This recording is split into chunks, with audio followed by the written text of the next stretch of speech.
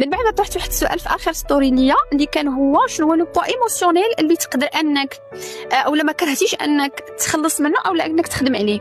فلقيت بزاف ديال لي ريبونس، وباغمي لي ريبونس اللي تعاودوا لي بزاف هما كيفاش نقدر نبني ثقه من مور ما تعرض للخيانه. فاللي خصني نفهمو مزيان هو ان الانسان في هذه الحاله فاش كيكون تعرض لواحد الحاله ديال الخيانه فهو كيكون تحت التاثير ديال واحد الصدمه، وهذيك الصدمه كتزعزع في الانسان او كتهز في الانسان بزاف ديال الحوايج.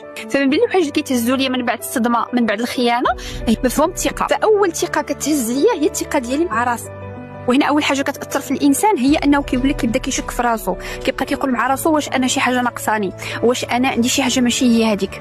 وهنا كتولي الصوره الذاتيه ديالو مع راسو او ليماج دو سوا ديالو كتولي كتبان له واحد الطريقه سلبيه، فهو ما تعالجش مع الصدمه.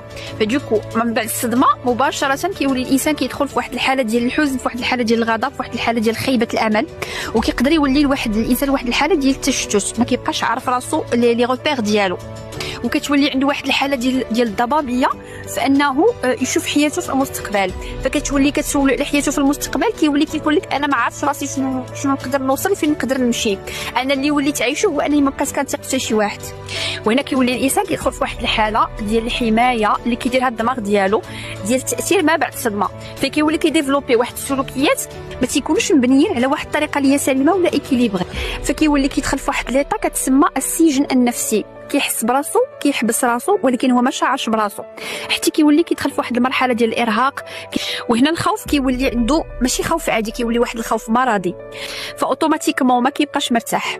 فهنا بلا ما تحس حطيتي راسك في واحد السجن وسديتي الباب على الاذى ديال الناس باش تحمي راسك، ولكن في نفس الوقت راك سديتي الباب على العلاقات اللي ممكن انهم يكونوا صحيين بالنسبه لك. فهنا مهم في هذه الحاله هو انني نخرج بواحد الوعي من هذه التجربه، وهذاك الوعي ما كيجيش بسرعه، ما كيجيش بواحد الزربه، هذاك الوعي كيجي بواحد الفهم، بواحد الوقت، بواحد الطريقه كنبني بها الثقه في نفسي تدريجيا، او الثقه مع راسي بواحد الطريقه تدريجيه، ونحاول انني نحترم هذاك الوقت باش نقدر انني نرمم اي حاجه تهزت فيا لداخل. وفاش كنبدا نتشافى ونخرج من تاثير الصدمه عليا هو فاش كنبدا انني نحس براسي، بديت كنبني العلاقه ديال الثقه مع راسي، وكنولي كنفهم مزيان ان هذوك الضمانات اللي كنقلب عليهم في العلاقات حتى شي واحد ما غادي يعطيهم لي.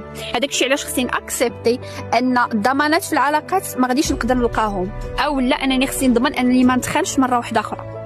وهاد الثقه فاش كنبدا كنبنيها مع راسي كنولي اوتوماتيكمون كنولي كنعرف القرارات اللي غيكونوا في مصلحتي، كنولي كنعرف الحدود اللي خاصني نبنيهم باش انني نبني واحد العلاقات صحيه من بعد في المستقبل. وكنبدا كنفهم مزيان بان اي تصرف صادر من واحد الانسان او لا واحد الشخص هو كيغفلتي، هو كيمثلو، هو ما كيمثلنيش انا بالدرجه الاولى.